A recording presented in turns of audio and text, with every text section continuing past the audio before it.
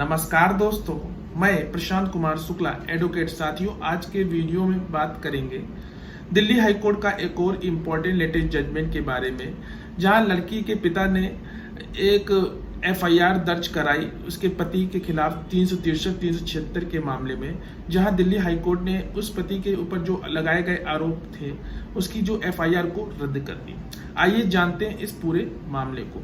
शिकायतकर्ता यानी कि जो लड़की के जो पिता ने एक एफआईआर दर्ज कराई कि एक अज्ञात व्यक्ति ने उसकी जो लड़की का अपहरण कर लिया है और उसकी कस्टडी से उसको यहाँ से ले गया है।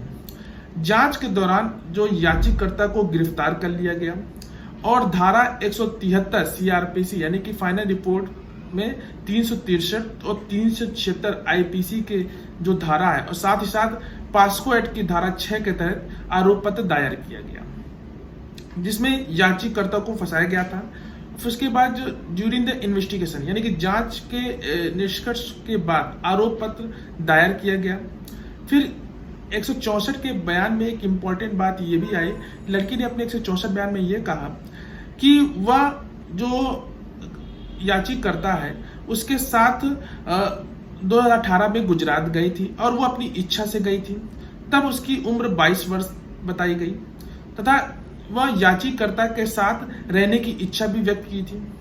आरोप पत्र के अनुसार जो प्रतिवादी संख्या की जो आयु निर्धारित करने के लिए ओसिफिकेशन का एक परीक्षण भी किया गया, जिसमें 3 परीक्षण वर्ष जो था वो संजय गांधी मेमोरियल अस्पताल जो दिल्ली में किया गया था।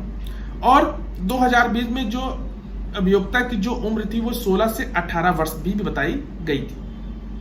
बाद में शिकायतकर्ता और प्रतिवादी की जो पिता है उसने बताया कि उसके तहत उसने एफआईआर जो दर्ज कराई थी। और उसके बाद जो 161 का बयान है यानी कि सीआरपीसी 61 के बयान में उसने कहा कि वो आगे की जो कार्रवाई है उसको बढ़ाने की इच्छा उससे व्यक्त नहीं की, कि वो अब आगे की कार्रवाई नहीं चाहता है।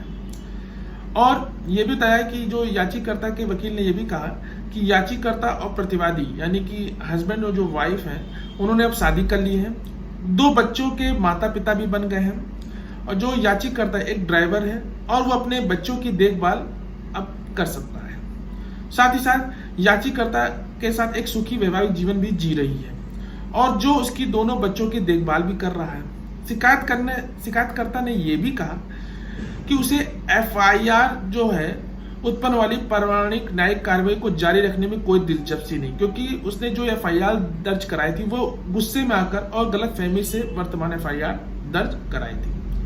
फिर इसके बाद जो अपोजिट साइड के वकील थे उन्होंने भी ये भी कहा कि प्रतिवादी की ओर से जो वकील थे यानी कि याचिकाकर्ता प्रतिवादी ने एक दूसरे शादी कर ली है, लेकिन प्रतिवादी की संख्या की भविष्य की वित्तीय सुरक्षा यानी कि उसके बच्चों को सुनिश्चित किया जाए। उन्होंने कहा कि शिकायत के अपराध एक गैर समन योग्य अपराध है।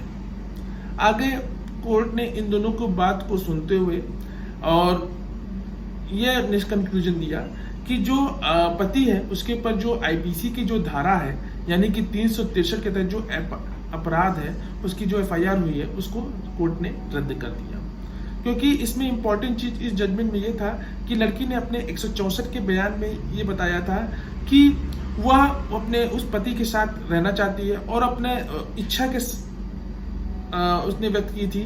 दूसरी इंपॉर्टेंट चीज है उसने ये भी बताया कि उसका कंसेंट था और उसके पति के साथ गई थी, तो ये एक इम्पॉर्टेंट चीज थी। तो कोर्ट ने इन सब पॉइंट को देखते हुए जो आईपीसी की जो धारा है 363-376 की जो एफआईआर को रद्द कर दिया। इस जजमेंट का मैं लिंक डिस्क्रिप्शन बॉक्स में दे दूंगा और इसका केस टाइटल आप जाके वहां इसको पढ़ सकते हैं। और आशा करते हैं ये जजमेंट आपको पसंद आया होगा।